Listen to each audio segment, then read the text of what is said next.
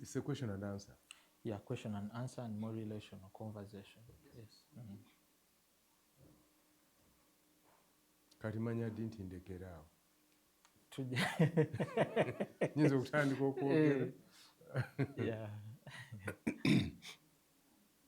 Ebibuuzo biri mmeka? Ebibuuzo biringa nga 8 ku 10. Kati olina okuntemyako.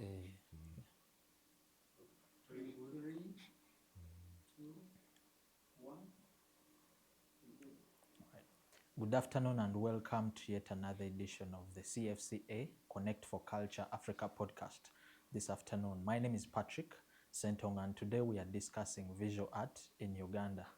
I am privileged today to be seated with Owekitibwa, Nuwa, Wamala, Nnyanzi, who is our guest today. Now, Owekitibwa is a veteran visual artist and consultant in Uganda.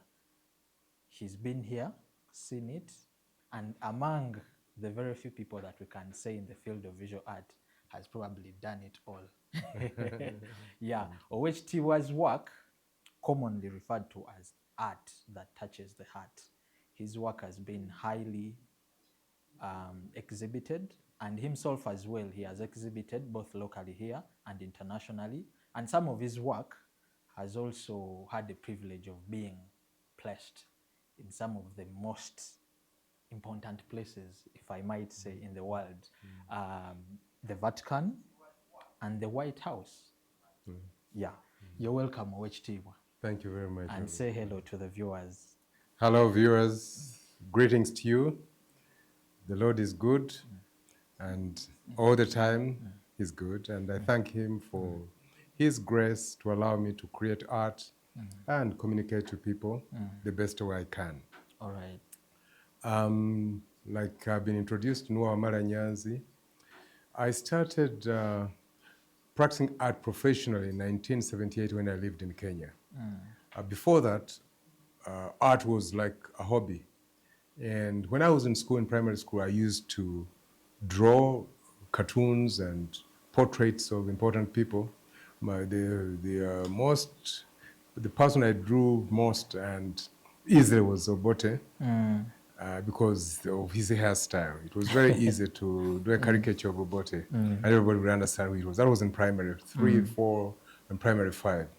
I was always cagey and careful to draw Kabaka Mutesa because he was smart and handsome and loved, so I didn't want to disrespect his his looks. But in 1970 or 70, after I had done my O-levels, I ventured to do a portrait of my uncle, Tata Kibirango. After that, then I thought, because he had liked it, I thought now I was ready to draw Sekabaka Mutesa. And I drew it, and it was successful. And since then, I've never looked back. Okay. Owekitibwa, in your story, you've always said sometimes you say you're self-taught, other times you say you're God-taught. What would you say? I have never said I'm self-taught. Others have referred to me as self-taught, and I've always corrected them. Okay. I'm God-taught. You can never teach yourself. True. It's God. By God's grace, I became an artist because I didn't go to an art school for it. And even when I did my O-level exams in 1970, I did art as a private subject. Okay. The school I was in, St. Francis Xavier College, was not teaching art, but my mother bought me, my mother at work in Nabachayaya, may her soul rest in peace, bought me materials worth 20 Uganda shillings. And I did fine art as a subject, and I passed it. I got a credit for it. Okay. And then later on, I joined the armed forces in 1972, served after training in Bombo. I was in Mbuya. Then I was transferred to Moroto. That was the 2nd Battalion. From Moroto, came back to Kampala, Mbuya, at General Headquarters, Military General Hospital. And I was deputy in charge of medical stores. That's in my free time, I'd create art and I'd paint and do wildlife or portraits of people. One of the people I credit for encouraging me and giving me courage and appetite to continue is my auntie, Umabitokati Dieri Joan Kabanyoro. She used to work in the Bank of Uganda. When I did one painting of, I think it was a zebra, and she liked it, I gave it to her, and then she liked it, and then she gave me some money, and then she encouraged me.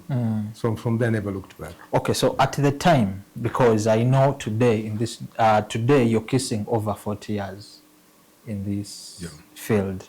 How was the industry at the time? If you could draw a contrast then and today, 40 plus years later. In the 60s and 70s, by the way, art was vibrant. I remember there used to be art competitions sponsored by ESSO and Caltex Petrol. These were fuel stations, fuel companies. Yes. And people would submit their entries and win. The one who was the most famous one was Henry Rumo. Yes. May he so rest in peace. Who had the talent which is yet to be matched. He could draw realistic work, abstract, surrealism, name it. And he would win those competitions very easily. And there were other artists who were practicing and selling their work in Normal Gallery. Normal Gallery was there. Yeah. And there was also, the Sheraton had the arcade where they would hold exhibitions. I remember the exhibition which really caught my attention was in the late 60s or early 70s. Yeah, it was in the, they call it visual tint. And when I had an opportunity to hold an exhibition when I came back from Kenya in 1989, Sheraton had just been renovated. I told them we could have the exhibition, the art arcade, and that's why we had the exhibition. Okay. To probably take you a little bit back, you said it was vibrant, more vibrant than it is today. Yeah, because if you compare the population then and now, yes, it could be, because you had shops which we used to display art. They would say curio shops, and we had Normal Gallery, we had Imperial, Grand, these call it Grand Hotel. Yes. We had, of course, the Sheraton had exhibition space. And the Normal Gallery. Normal Gallery, of course, was the primary place where we would exhibit. There was, on Uganda House, they had massive concrete sculptures of animals. The giraffe, elephants, and stuffed animals. And paintings. Also opposite the city square. Excuse me. There were shops there which would sold art and wildlife, especially wildlife, because the sea tourism was at its peak at that time, and tourists would come from Kenya through and then go to Western Uganda. That's Murchison Falls, and also go down to Queen Elizabeth, and then on their way back they would stop by and then buy stuff, kind of stuff. Yeah. Okay, so why the contrast back in the day when you talk about the industry being very vibrant? What changed over the years? Today, of course, the numbers are many, even the technology. You'd think that elements like education, development in technology, and more expertise in terms of training, today it would be rather more vibrant. What is it? Is it that the practitioners then didn't pass on the knowledge? Is it that other subjects, probably in schools, came and toppled the element of art? What could have brought about the contrast?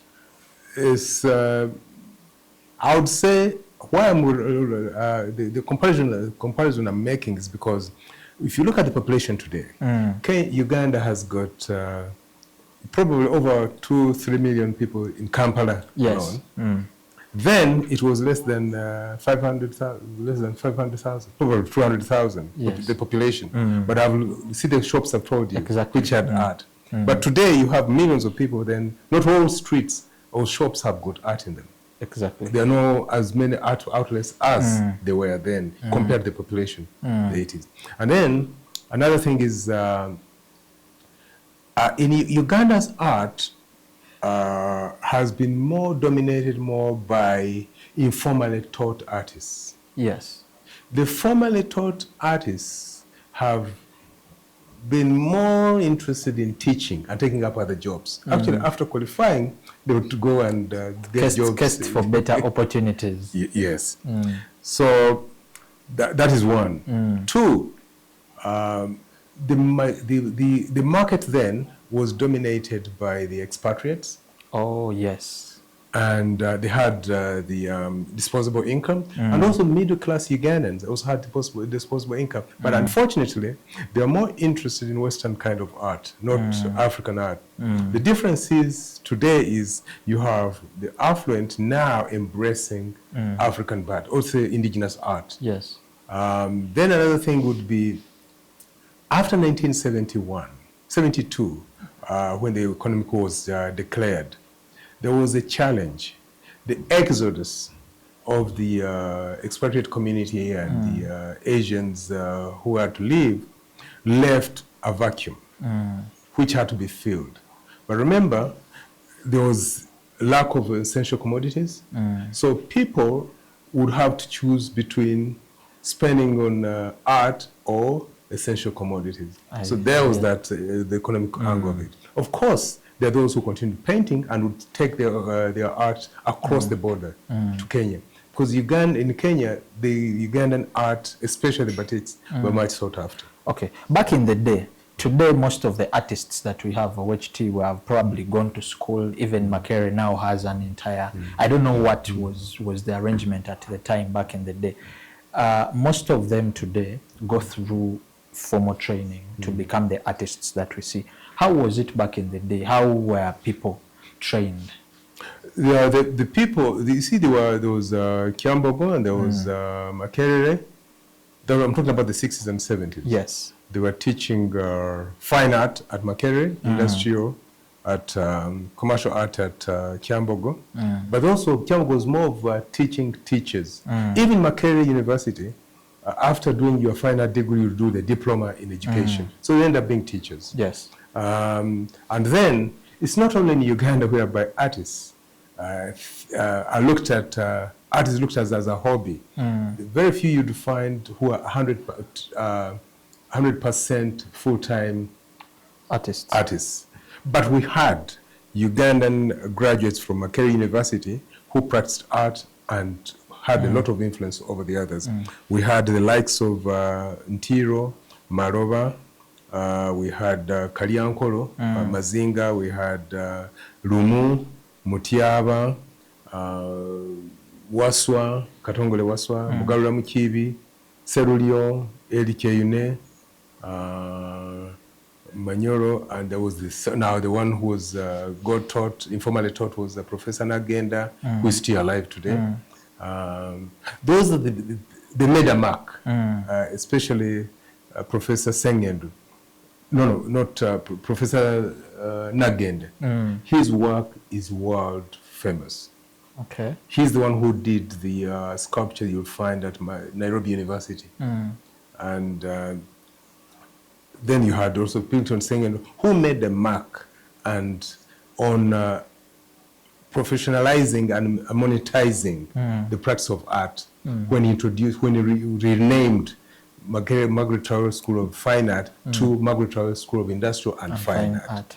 They even used to hold exhibitions every year, finalists, and the art would be put on sale. Okay. Owekitibwa, you've talked about art being taken as, if you know, most people still looking at it as a hobby instead of looking at it as a full-time job.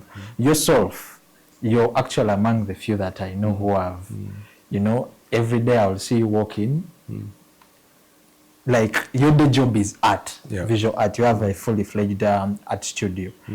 Is it that these people you've talked about, some who choose to go and find greener pastures, is it that art does not earn that much for it to be considered a formal job, a career, and it can fully sustain a person? I don't know of any business that has better returns than art. Oh. The only difference is you don't sell on a daily basis. You have to be How frugal. does that work? You have to be frugal because I can I can create something from nothing and get paid for it. But it's not on a daily basis. But if you know how to take care of your money and how to spend it, you have no regrets too. It's therapeutic. In my case, I don't know what stress is, and when I sell, I spend like I'll never sell again. Okay. I'm very careful with my money. But while talking about people who chose to do other things, or as opposed to dedicating their lives to fine art and the practice of fine art, is because there's some intellectual laziness somewhere, somehow. After you've created this piece and you want money from it, what is it that you're going to do about it? Yes. You must collaborate with those who can sell your art for you. Okay. So the idea is, by being an artist, yes, that doesn't necessarily make you a good marketeer. Not at all. You will be lucky to have both. So yours is to create the art, but look for somebody who appreciates it and who will be able to push it. It will bring me to the other question. Where is the art? Where is the market for the products for you being an artist? In my case, when I decided to make art, in 1978, art as a profession, the moment I sold the first piece, I said, now, I'm going to dedicate my life on producing art and marketing it. I bought a camera. Every time I'd create a piece of art, I would take a picture of it, and then had an album, like a small album, which I would walk around with. And then I would tell people, this is what I do. I remember I was staying with my cousin, Mrs. Wasong, and her husband, and my auntie, Mama Kawoya, in Nairobi. But their friends became my patrons. Yes. My sister, late sister, stepsister, Florence Ouma, was working with Habitat. Habitat is the United Nations Commission for Human Settlement. Yes. And she introduced me to her. When I went to visit with her, I told her I'll create art. And then she said, oh, this is a nice piece. Can I buy it? I said, yeah, but you can pay in installments. So she put it up in her apartment. One weekend I went to visit with her, and guess who I found them? She was sharing the apartment with Joy Kanyonza, who had been visited by Auntie Robina Bitey, who had worked with my mother. She was the boss of my mother. And then I showed them my art, and they all decided to buy. And then she invited me to her office, introduced me to her boss, and then her boss introduced me to the wife, and then the market kept on growing. But this is what I used to do. I would allow them to take my art and pay me in installments. In record of my practice, I've been cheated a couple of times, not more than 5 times. People have not paid me for my work. So, but by trusting them, I would tell them, now that I've trusted you, I wait for my money. I'll go every month. You make a payment plan. Payment plan. Okay. Yes. But Owekitibwa, you talked of when you're paid, using that money sparingly. Yeah. Meaning art is expensive to start with. No, art is not expensive. It is your taste which may be expensive. I have art of 100,000, 500,000, 5 million. It's up to you to choose which one you want. But if your taste is expensive, please match it. Okay, yourself, the style you told me that you used back in the day, the style of marketing, moving around with your physical album and showing people to everywhere you moved. Today times have changed, and where is the market? How do visual artists market their work? The market, or even yourself. Actually, today, the internet liberalized and made the audience, the patrons accessible, potential customers accessible. It's just a matter of taking a good picture of your art and posting it with a few description and stuff, and you share it. But you find people with a smartphone, an artist with a smartphone, and you say, what kind of art do you do? Say, no, I know it's just expensive. Can I see it on your phone? I said, but I don't have the picture. I said, but there has garbage. Exactly. But his product, what he's supposed to be saying, is not part of it. So the phone, internet, is what you get. The world is in your palm. It's up to you. Okay. So Owekitibwa, speaking of platforms or spaces like Naccau, to start with, if you could speak about Naccau, understand you're also the immediate past vice chairperson of Naccau. From the point it was established, if you could tell us, for how long has it been in existence? How has it helped under its leadership to help solve the market question for visual artists? In 1994, I had a gallery on Parliament Avenue in Raja Chambers. And then I would come to the National Theatre because I love drama, theatre. Theatrical performances. Yes.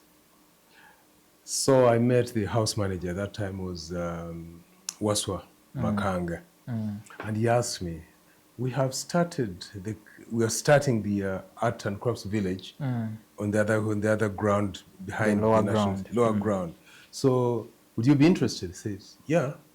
So he took me there and said, but these stalls were too small. I wanted a whole block. I said, unfortunately, we have one block has been taken up by Mrs. Mugambi, but you can take these 2 blocks. That's how I ended up going. At the time, that was 1994. He was speaking to you as an individual, not as no. Or as an individual. Because the leadership was different. Oh, that was UNACA, which went on up to 2003.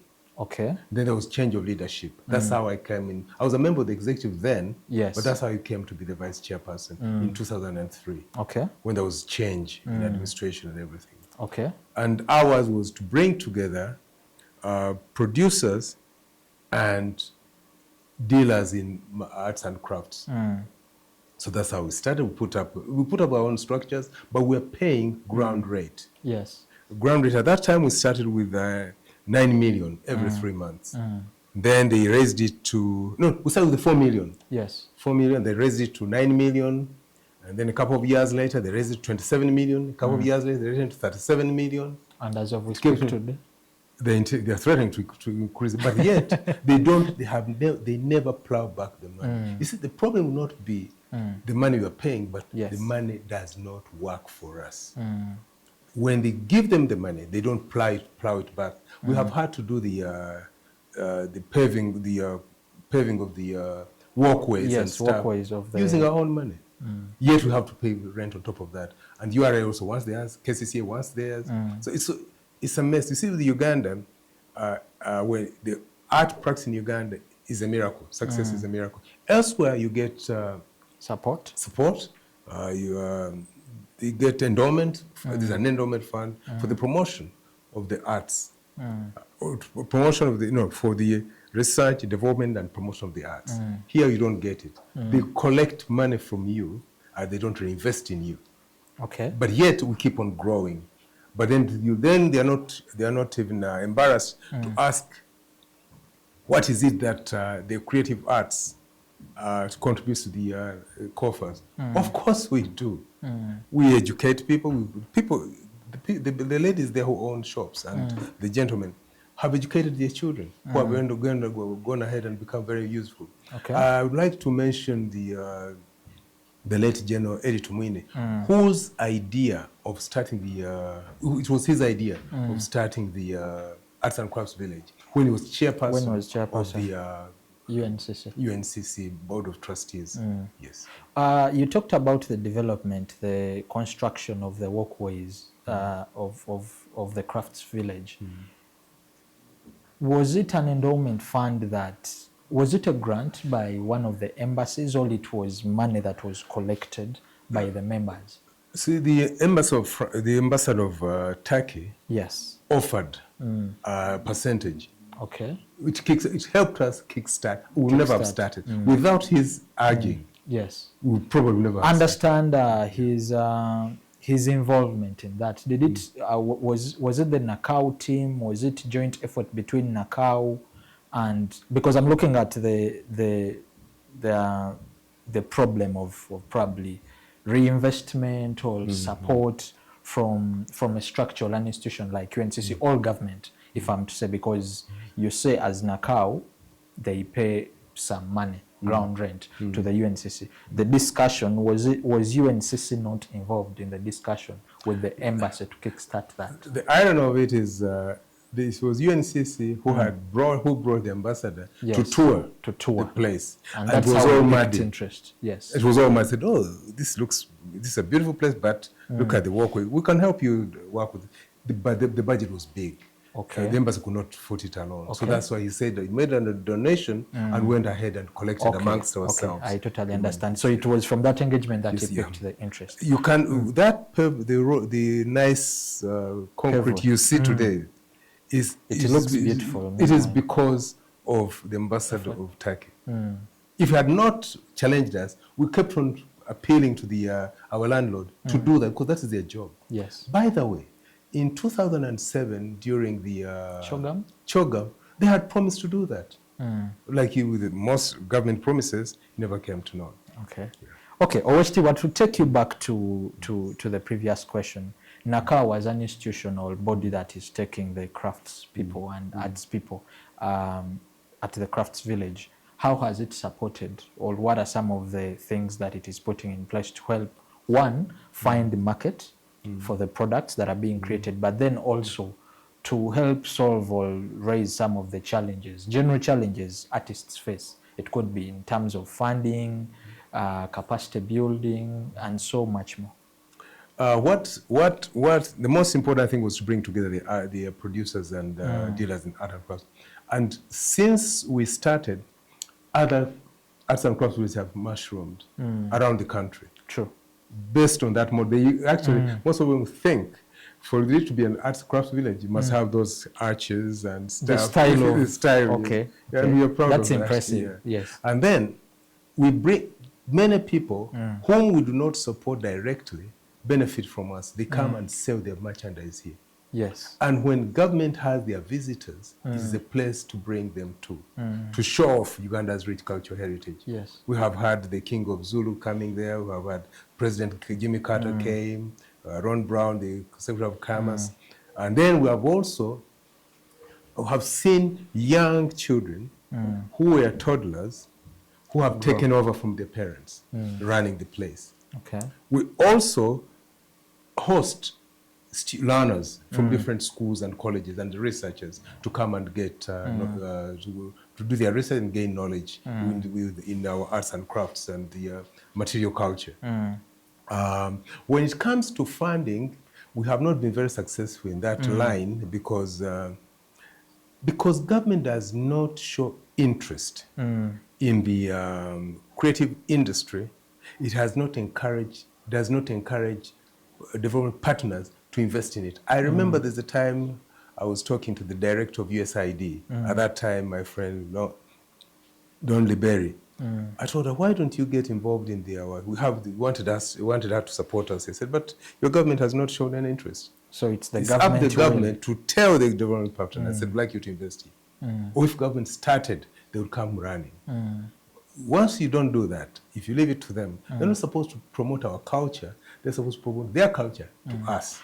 Okay. Owekitibwa, still on that point of government will and government and how in relation to supporting visual artists, how does visual art, the one that you do, intertwine with other forms of art, say music and other aspects of art? You see, art per se, visual art is all embracing. And it's a necessity in each and every aspect of life. Let's start with music. There is no way you are going to do your music and sell it gainfully if you don't have a good cover for that CD. And if you don't have a good backdrop when you're performing, that's where the visual artist All is that really is good. art. And how are you going to advertise if I don't do the graphics for your posters and stuff? How about actually what you put on? The fashion, those are visual arts. And then the props, those are made by visual artists. Plus identity. We brand. We are masters in branding and creating identity.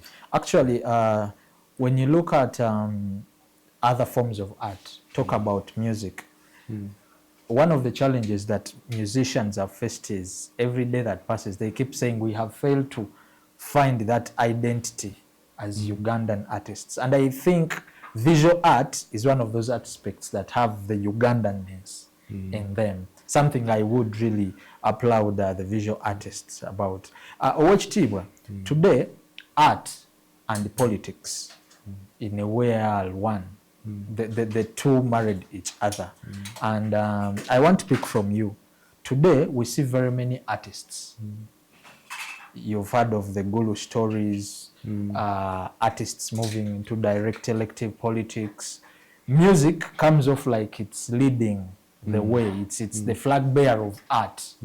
Where are visual artists in all this? Visual artists are not out there seeking for government support, say in terms of, you talked of the issues you've been having at Naccau in terms of redevelopment and structuring and all that. Other artists are out there looking for this support. Where are visual artists in all this, and why are you choosing not to take that way? I think when it comes to the political space, we have been there long before the musicians thought about it. The flag of Uganda, the national flag, who designed it? The late Grace Ibingira was the Minister of State in Uganda, first cabinet minister. He's the one who designed the flag, and he was a minister. Then you had General Tumwine. Do you know Honorable Ruth Nankabiro is actually a graduate of Makerere School of Industrial and Finance. Yes. And from Makerere, straight she became an MP for Kiboga. And then we have the late Kianjo, fine artist. Hussein Chan, the late. Hussein Kia was a fine artist. How about Vincent Nnyanzi, Honorable Vincent Nnyanzi, former minister in the Vice President's office, was also a fine artist. So we have been there. The only difference is with visual arts, there is less controversy. I've talked to people and tried to understand when I have this program of encouraging people to draw their feelings, and they're always scared.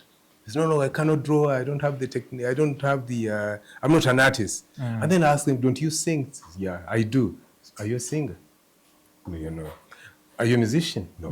But don't you run? Yes, I run. Are you an athlete? Do you run to become a champion? I say, no. Until one lady one time, she works with the Family for Plan International, said, you know, with fine art, it requires a lot of high intellect, and you do not want evidence left behind when you make a mistake. Because when you draw, the evidence will stay. So that's why most people are scared to comment on art, on visual arts, and leave it to the professionals and those who are bold and fearless. Okay. But otherwise, in terms of lobbying for support, we have always done that. The only difference is the media may have not picked it up. Yes. Okay. Owekitibwa, for your sake, you've highly been your work has gone places. You've done solo exhibitions and group exhibitions. Some you've organized globally. And how did, maybe if I'm to start from here, how did your work get to spaces like the White House, the Vatican? And which years were these? How to go to the White House was when the President Clinton visited Uganda, the rooms where he stayed, the presidential suite, was decorated with my art. With your descriptions and labels. With my art, and then Sheraton decided to give him a present, which is the print of the signed print of the Pearl of Africa, because they had liked the art and said, "Who is the artist?" And then that's how they go. That's how my art went to the White House. And with the Paul II, when he visited 1993, I was commissioned by Pan World Insurance to create a work of art which you would take back. So I sat down and designed a Pentecost piece, which I commissioned now another artist to put on wood. Yes. And when it was presented to the Pope, he immediately directed his personal assistant to put it on the plane, on his personal plane. He was to travel with it. And then the others came to my studio and bought, and others I would travel abroad and I would be invited to these high and mighty places to present my art, sometimes to chat, and then they end up ordering my art. Others have been given as presents. I remember Mrs. Alike gave one of my pieces to Stephen Powers as a wedding present. Okay. Owekitibwa, over the years, people choose to pass on some of their attributes or gifts or talents, and they look at, passing them over to probably their children, guardians, or people that they are grooming.